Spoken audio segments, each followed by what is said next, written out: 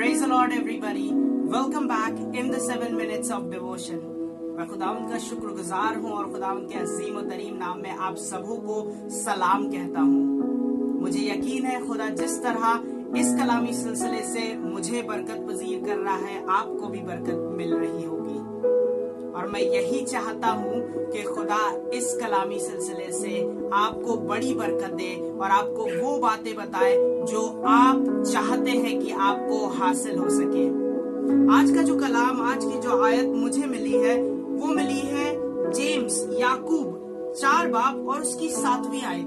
बड़ी अच्छी बात बताता है। मैं आपके लिए जल्दी से पढ़ूंगा। याकूब 4 और उसकी 7वीं आयत लिखा हुआ है, इसलिए परमेश्वर के अधीन हो जाओ और शैतान का सामना करो तो वो तुम्हारे पास से भाग निकलेगा। एक तरीका बताया हुआ है। कलाम बहुत सफाई से इस चीज को कह रहा है कि अगर आपको अपने सामने से अपनी मुसीबतों को भागते हुए देखना है तो अपने आप को सबमिट करना होगा परमेश्वर के हुजूर।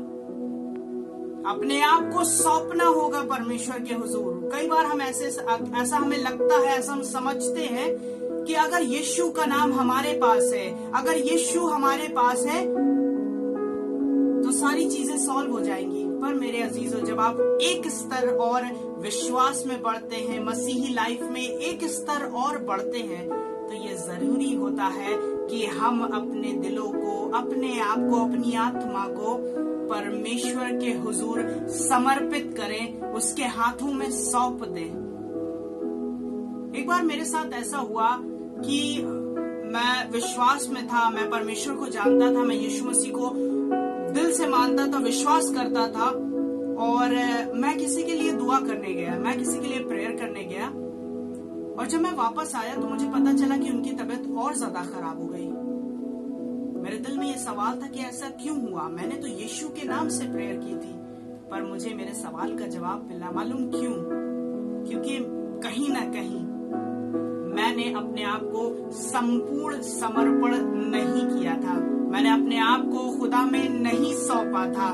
पूरा समर्पण प्रभु चाहता है हमसे और आपसे, क्योंकि मालूम है, आप जब वर्शिप करते हैं, आप जब आराधना करते हैं, उस आराधना से लोग चंगे हो जाते हैं, उस आराधना से लोगों के लिए द्वार खुल जाते हैं, पर कहीं ना कहीं आपके लिए वो ब्लेसिंग्स रुक जाती हैं। मालूम है क्यों? क्योंकि आप आराधना तो कर रहे हैं और लोग उसे रिसीव कर रहे हैं, लोग अपने आप को समर्पित कर रहे हैं, पर कहीं ना कहीं आपने कुछ चीजें अपने अंदर रख छोड़ी जिसकी वजह से आप अपने आप को समर्पित नहीं कर पा रहे हैं। मालूम है, जब आप पढ़ेंगे यहूदा स्क्रूती के बारे में, लूका 22:3 में आप इसे पढ़ सकते हैं। यहूदा स्क्रूती के बारे में लिखा हुआ है कि एक ऐसा समय आया जब उसके अंदर शैतान ने वास किया।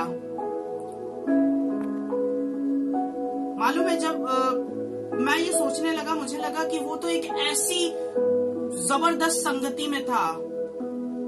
He was one of the warrior। वो यीशु मसीह के चेलों में से था। कितनी अच्छी बात है, वो यीशु मसीह के साथ खाता पीता चलता फिरता था। पर ऐसा क्यों हुआ कि उसके दिल में भी शैतान आ गया, उसके दिल में भी वो गलत चीज आ गई, उसके दिल में भी वो लालच आ गया। समर्पण बहुत जरूरी है। जब आप खुदा में बढ़ते हैं, विश्वास में बढ़ते हैं, समर्पण बहुत जरूरी है। खुदा के कलाम में एक बड़ी अच्छी बात लिखी है जो मैं आपको पढ़ाना मांगूंगा, जो आपको मिलेगी यूहन्ना 2 और उसकी 5वीं आयत। यहाँ पर कुछ इस तरीके से लिखा है, उसकी माता ने सेवकों से कहा, जो कुछ वो तुझसे कहे वही करना। ये पहले मौजज़े की बात हो रही है। शादी में जाते हैं, दाखरस घट जाता है। मरियम को पता होता है यीशु कर सकता है। चेले आते हैं उसके बाद, तो मरियम उन्हें सिखाने लगती है कि परमेश्वर के अधीन हो जाओ, यीशु के अधीन हो जाओ, and you will see things going to be change. Mariam उन्हें सिखा रही थी, मरियम उन्हें बता रही थी कि अधीन हो जाओ यीशु के और चीजें बदल जाएंगी। और मालूम है क्या होता है? पानी दाखरस नहीं बनता है, पानी का कलर चेंज नहीं होता है, पर जब उसे भोज के प्रधान के पास ले जाया जाता है, भोज का प्रधान अचंभित हो जाता है और कहता है कि ये तो सबसे अच्छा है, ये तो सबसे उत्तम है। मेरे अजीजों, मैं आपको विश्वास दिलाना मांगता हूं, अगर आप अपने आप को खुदा को सौंप देंगे, मैं ये नहीं कहता आप पर मुसीबत नहीं आएंगी, मैं ये नहीं कहता कि आप पर परेशानी नहीं पड़ेगी, पर उस परेशानी में भी आप मुस्कुरा रहे होंगे, लोग आपसे बरकत पा रहे होंगे, लोग आपको देखकर आशीषित हो रहे होंगे। And this is Christianity, this is the gospel of Christ. यही तो फर्क है हम में और आप में। जब हम परमेश्वर के लोग हैं और हम संपूर्ण बलिदान करते हैं अपनी आत्मा का प्रभु यीशु मसीह को, हमारी सर्कमस्टेंसेस में भी परमेश्वर हमें आनंदित रखता है और हमें किसी भी भली वस्तु की घटी नहीं होती।